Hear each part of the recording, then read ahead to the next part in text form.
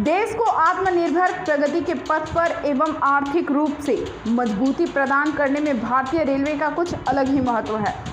देश के विकास में भारतीय रेलवे का सराहनीय सहयोग रहा है, लेकिन वर्तमान समय में सरकार द्वारा रेलवे को निजीकरण करने की घोषणा से रेलवे से जुड़े मजदूर अपने भविष्य को लेकर चिंतित दिख रहे हैं।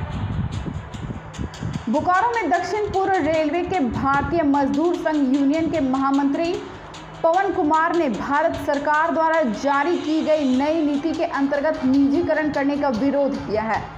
उनका कहना है कि रेलवे के मजदूरों का कोरोना काल में महंगाई भत्ता में की जा रही कटौती और तेज कर दी गई है, जो मजदूरों के हक में उचित नहीं है। हमारे सभी सरकारी कर्मचारी अपने वेतन पर निर्भर हैं। सरकार हमारी महंगाई भत्ता के नाम पर कटे पैसे को पीएफ अकाउंट में जमा करे और 5 सालों का बॉन्ड पेपर दे, ताकि हम अपने पैसे ज़रूरत के अनुसार निकाल सकें। नया पेंशन स्कीम किसी भी हालत में उचित नहीं है। सरकारी सार्वजनिक क्षेत्र के प्रतिष्ठानों को निजीकरण किया जा रहा है। हम सभी सरकारी क्षेत्र के लोग कोरोना काल में देश को बचाने का काम कर रहे हैं।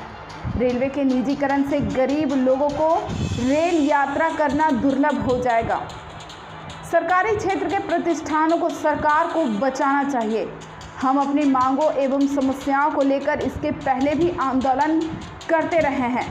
अभी हम मजदूरों के बीच जन जागरण अभियान चला रहे हैं। हमारी यूनियन का प्रयास है कि सरकारी क्षेत्र के प्रतिष्ठानों को निजीकरण करने से बचाया जा सके और निरंतर हमारा प्रयास जारी रहेगा।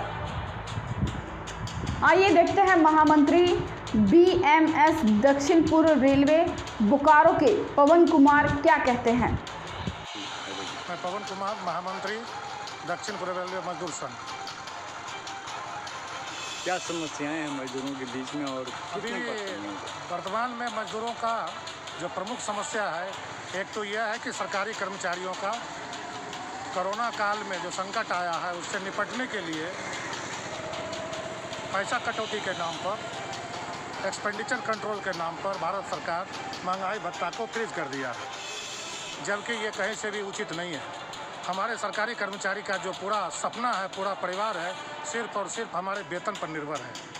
आज भी सरकारी कर्मचारियों को उनके काम के हिसाब से जीवन जीने लायक वेतन नहीं मिलता है। फिर भी जितना मिलता है इस महंगी शिक्षा व्यवस्था में और इस महंगी स्वास्थ्य व्यवस्था में हमारा सारा पैसा बच्चों की पढ़ाई और माँ बाप की दवाई में चला जाता है। इसलिए काटना सरासर गलत है।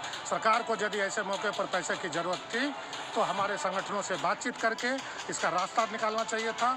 और हमने भारत सरकार को मांग भेजा है कि आप कर्मचारियों के महंगाई भत्ते का ये बीच का 1 साल का कटा हुआ पैसा हमारे पीएफ अकाउंट में जमा करें और अधिकतम 5 साल के लिए आप हमको बॉन्ड पेपर दें, ताकि 5 साल बाद हम अपने पीएफ अकाउंट से वो पैसा निकाल पाए।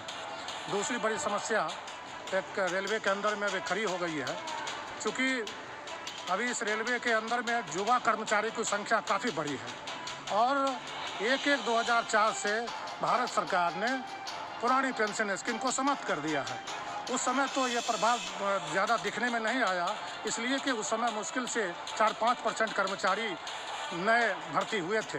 परंतु अभी 2020 में जब हम बात कर रहे हैं तो लगभग आधे कर्मचारी नए युवा कर्मचारी हैं, जो कि पुराने कर्मचारियों की तरह ही एक छत के नीचे एक जैसा काम करते हैं, परंतु उनको नया पेंशन स्कीम है।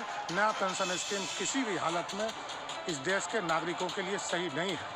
भारत की सरकार कई क्षेत्रों में सामाजिक सुरक्षा को बढ़ा रही है, जबकि भारत का सबसे बड़ा सरकारी क्षेत्र रेलवे प्रतिष्ठान में सामाजिक सुरक्षा को हटा दिया गया है।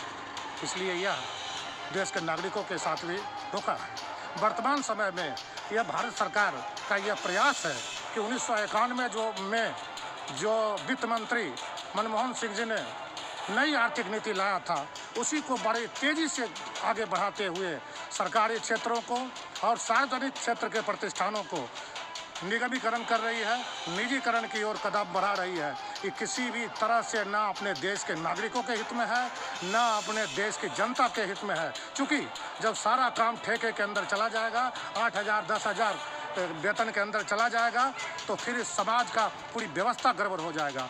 जो कुछ अच्छे वेतन पाने वाले लोग हैं उनके ऊपर में, उन प्रतिष्ठानों के ऊपर में एक पूरा समाज का जीविका चलता है। आज बोकारो का मार्केट जो है वो सेल, रेलवे, कोयला, इसके कर्मचारियों के ऊपर निर्भर है। उनको एक सुनिश्चित वेतन मिलता है।